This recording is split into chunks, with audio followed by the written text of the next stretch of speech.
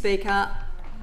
I rise today to speak in strong support of the New South Wales Planning System Reform Bill 2025 and want to begin by thanking the Minister for Planning and Public Spaces, who is here in the House with us today, his team and the department for all the hard work in bringing this important piece of legislation to the House. In his second reading speech, the Minister made clear that this is about building a planning system that works for today's challenges. And Speaker, I've got to say, after spending 20 years in local government before I came to this place, I know exactly how dysfunctional the system had become. This bill is one that delivers more homes, faster approvals and stronger safeguards. For too long, planning in New South Wales has been bogged down in a system that treats every application as though it carries the same level of risk and complexity. This is not good planning. It is inefficient, it's costly, and is one of the reasons why we're not building enough homes. This bill changes all that. It modernises the objects of the Environmental Planning and Assessment Act, ensuring the housing delivery, climate resilience and proportionality sit alongside heritage and environmental protection. A new object promotes a proportionate and risk-based approach to environmental planning and assessment, meaning low-impact proposals can move through the system more easily, while higher-impact projects will receive the full assessment as they should. This sends a clear signal to planners, councils and communities that the system must focus its effort where it is needed most and not sweat the small stuff.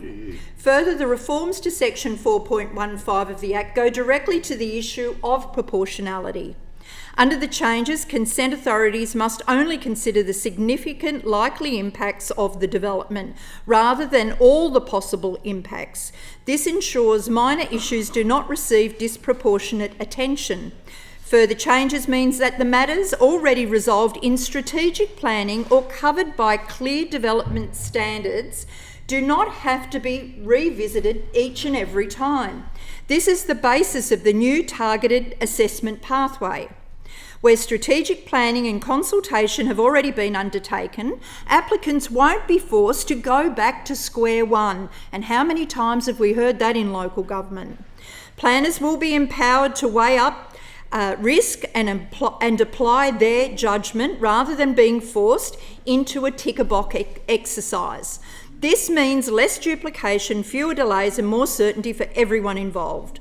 The bill also updates Part 5 of the environmental assessments. Currently, public authorities are required to consider impacts to the fullest extent possible. That wording has encouraged overcautious, risk-adverse decision-making, treating every project as though it carries the maximum possible impact. This bill replaces that with a requirement to consider impacts in a way that is proportionate to the nature and risk of the activity. It brings back common sense decision-making. Hallelujah. Environmental protections remain in place. Climate change and resilience are elevated as explicit objects for the first time. But assessments will now be balanced, deliberate and focused on the real risks of a proposal, not the imagined worst-case scenarios. This is about smarter planning. It is about freeing planners from the burden of duplicating work so they can focus on the projects where their expertise and scrutiny make the most difference.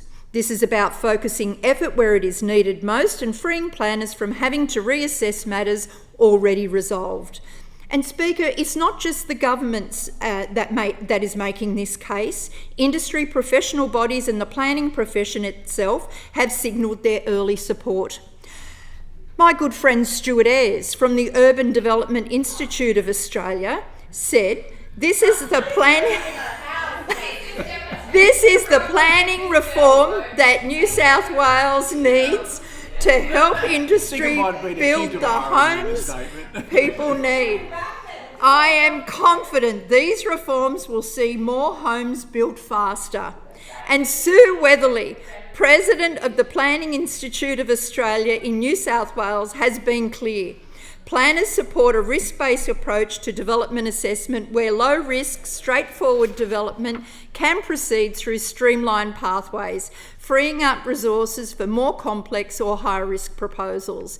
The peak body for local government in New South Wales has broadly welcomed changes to the state's environmental planning legislation and acknowledges the proposed changes would address several key concerns long held by councils from right across the state.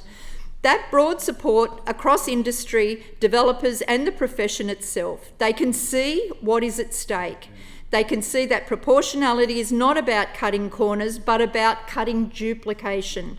They can see that elevating housing delivery and climate resilience into the objects of the Act sends a clear message that planning is about outcomes and not just the processes.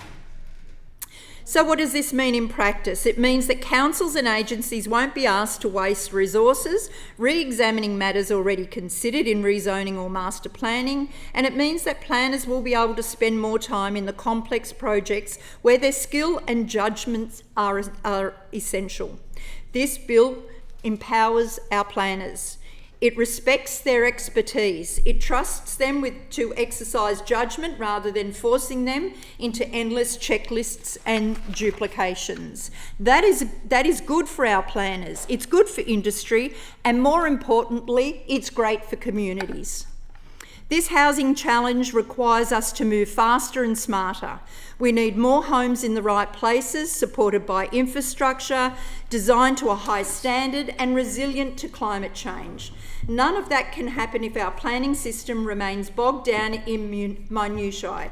This bill clears the path. Proportionality is not just a technical change, but it's a cultural reset for the New South Wales planning system. It tells our planners that we trust them, it tells our communities that safeguards will remain, and it tells industry that good projects will no longer be held back by unnecessary and costly delays. That is why I support this bill and commend it to the House.